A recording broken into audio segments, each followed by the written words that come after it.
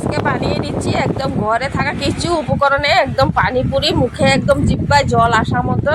তো তোমরা দেখলে তোমরাও সহজে বানিয়ে নিতে পারবা। তার জন্য আমি যা যা উপকরণ নিয়ে নিচ্ছি সেটাই তোমাদের সাথে দেখিয়ে দিচ্ছি। আর তোমরা একটু ইন্টারেস্ট দিয়ে দেখো ভিডিওটা, তাহলে বুঝতে পারবে যে আমি ইউজ করে এত সুন্দর করে পানিপুরি আর ফুচকা বানিয়ে নিলাম।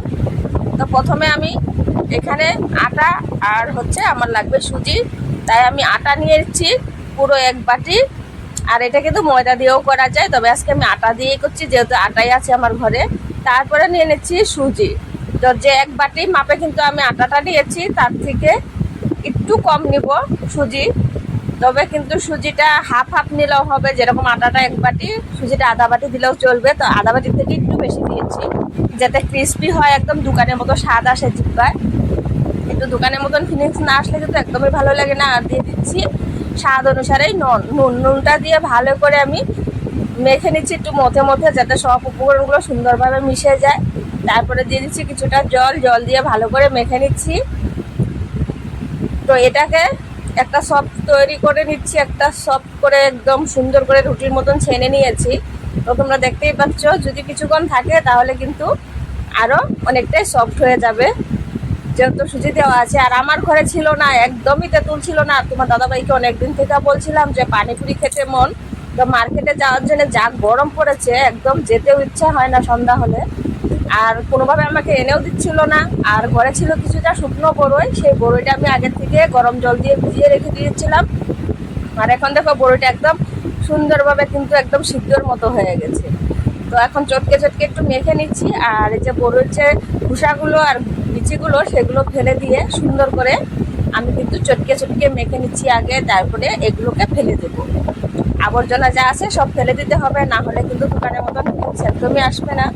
তো এই দেখো বড়ির ভিতরের যে মাংস অংশটুকু সেইটুকু কিন্তু রয়ে গেছে, আর এটা জলের সঙ্গে মিলে গেছে। আর যে খোসাটার বিচিগুলো সেগুলো কিন্তু আমি এক্সট্রা হয়ে গেছে, এগুলো ফেলে দিচ্ছি।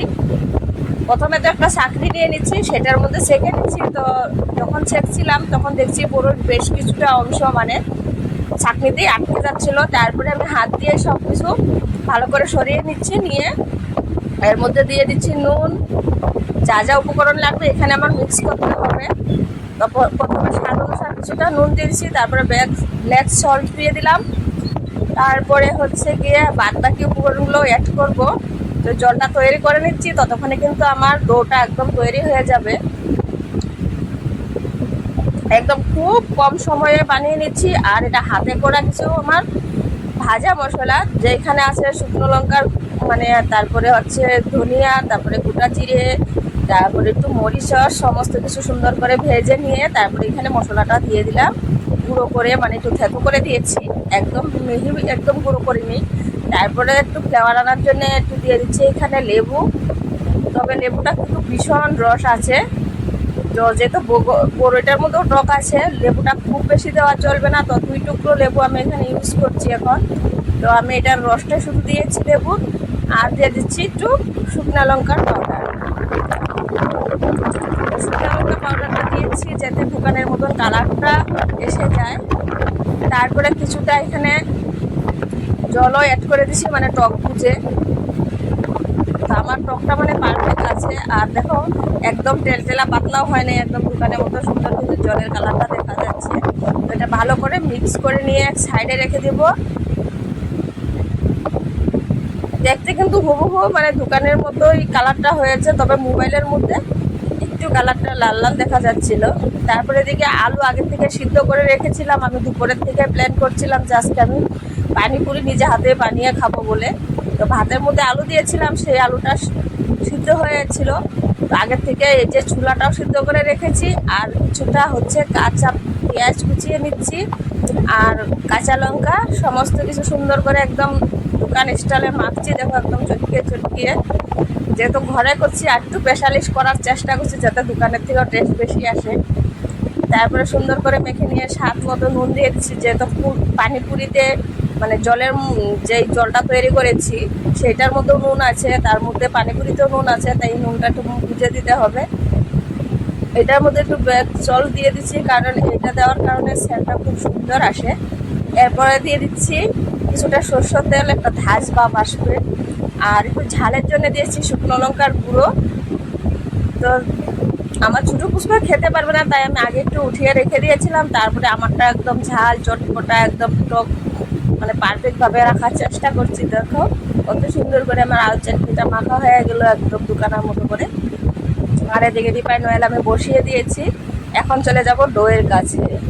এখন দেখি ডোয়ের অবস্থাটা কি। তো ডোয়ের অবস্থাটা ঠিকই আছে। আর এটা রুটি যেরকম বানাই তার থেকে একটু টাইট হলে ভালো হয়, কারণ একদম ক্রিস্পি মুড়মুড়ে আর একদম ফুলকো ফুলকো আমাদের ফুচকাগুলো লাগবে। তারপরে আমি একদম সুন্দর করে পাতলা করে বেলে নিচ্ছি, যতটুকু চেষ্টা করবে যেন পাতলাটা সুন্দর হয়। আর সাইডের অংশগুলো দেখো বেলতে বেলতে কেটে গেছে, কোনো প্রবলেম হবে না, কারণ এটা আমি লাইটিং করে নেব। তার জন্য লম্বা গোল যেইভাবে চাও সেইভাবে বেলে নেবে পাতলা করে। তারপরে একটা কাটার দিয়ে প্রথমে কেটে নিচ্ছি, দেখছি এটা একদমই ছোট হয়ে যাচ্ছে। তারপরে এই কাটারটাকে চেঞ্জ করে অন্য একটা কাটার নিয়ে আমি একদম কাটাকাটি করছি। এখন এই দেখো কিছুটা আমি ছোটো গিলাস দিয়েও কেটেছি, আর কিছুটা ওই ছোটো কাটার দিয়ে কেটেছি। তারপরে এগুলো এক এক করে সব উঠিয়ে দিচ্ছি। অনেকগুলো কিন্তু একবারে হয়ে গেল। তারপর আমি এক এক করে আমি তেলের মধ্যে দিয়ে দেখছি যেটা ফুলছে কি নাই, ট্রাই করছি। দেখো সুন্দরভাবে কিন্তু ফুচকাগুলো ফুলে যাচ্ছে একদম টুকটুকা। যেরকম এক এক করে দিচ্ছি, একবারে যদি বেশি ছেড়ে দেই তবে কিন্তু খুব সুন্দর করে নাও ফুলতে পারে, তাই একটা একটা করে আমি দিচ্ছি।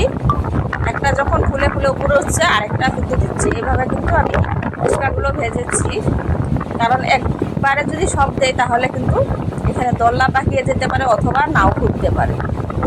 দেখো প্রতিটা ফুচকা কিন্তু সুন্দর করে ফুলে ফুলে উঠছে, আর আমার দেখে ভীষণ ভালোও লাগছে, একদম দোকানের মতন ফিলিং আছে। আমি ভাবছিলাম প্রথমে ঠিকঠাক বানাতে পারবো কি না, তারপর দেখলাম যে না সবগুলো সুন্দর ফুলছে, তখন কিন্তু মনটা খুবই ভালো লাগছে। আর ফুচকা কিন্তু আমি এর আগে কখনো বানাইনি, তো এটা ফার্স্ট টাইম বানিয়েছিলাম, তাই এতটাও সুন্দর হয়েছে। আমি ভাবতেও পারি না যে এতটা সুন্দর হবে। তো যারা মানে ফুচকার লাভার অবশ্যই কিন্তু এই ফুচকাটা ট্রাই করে দেখতে পারো এভাবে বানিয়ে। যদি তেঁতুল ঘরে না থাকে তাও সমস্যা নাই, যদি কিছু শুকনো বড়ই থাকে তার দিয়েও কিন্তু করা যায়। আজকে বিনা তেঁতুলে কিন্তু তেঁতুলের টেস্ট নিয়ে আসছে আমি ফুচকা। তো দেখো অনেকগুলো ভাজা হয়ে গেছে, বাদ বাকি যা আছে সব ভেজে তারপরে তোমাদেরকে দেখিয়ে দিচ্ছি কতটা সুন্দর আর ক্রিস্পি হয়েছে। দেখো দেখলে কিন্তু বোঝা যাচ্ছে যে এটা কতটা ক্রিস্পি হয়ে গেছে। একটা দেখো ফুটো হয়ে গেছিলো, একদম আলু ঢুকানোর মানে পারফেক্ট জায়গা হয়ে গেছে তৈরি। তো সমস্ত ফুচকাগুলো আমি ভেজে নিয়েছি। তো এই দেখো কতটা সুন্দর ফুলকো হয়েছে, আর ভিতরটা দেখো একদম দোকানের মতো লাগছে না। এখন আলু ঢুকাবো আর খাবার কাপ খাবো। তো প্রথমে আগে রেডি করে নেই সমস্ত কিছু। তো এই দেখো আমার ফুচকার জন্য একদম জল তৈরি হয়ে গেছে, টক জল। তারপরে ভুজিয়ে নিয়েছি, আলু মেখে নিয়েছি,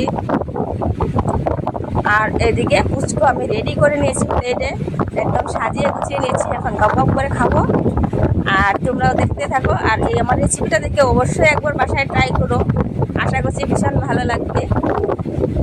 আর কে কয়টা ফুচকা খেতে পারো অবশ্যই কমেন্টে জানিয়ে দিবে। আর যদি কারো খাওয়ার মন আমার ঘরে চলে আসবে, আমি বানিয়ে খাওয়াই দিব তোমাদেরকে। এখন আমি খাচ্ছি দেখো, বা জলের মধ্যে ডুবিয়ে ডুবিয়ে একদম এক বাটি জল নিয়ে নিচ্ছি, তার মধ্যে খাচ্ছি। আর এদিকে কিন্তু আমার ফুচকা বড়োবাবু, তোমার দাদাভাই সবাই মিলে কিন্তু খাচ্ছে, কিন্তু ক্যামেরাটা আমার দিকেই আছে, কারণ সবাই খাওয়ার জন্যে ব্যস্ত, কেউ ক্যামেরা ধরার জন্যে ব্যস্ত না। তাই আমি নিজের থেকেই ক্যামেরাটা স্ট্যান্ডে লাগিয়ে তারপরে খাচ্ছি। তো আজকের ফুচকা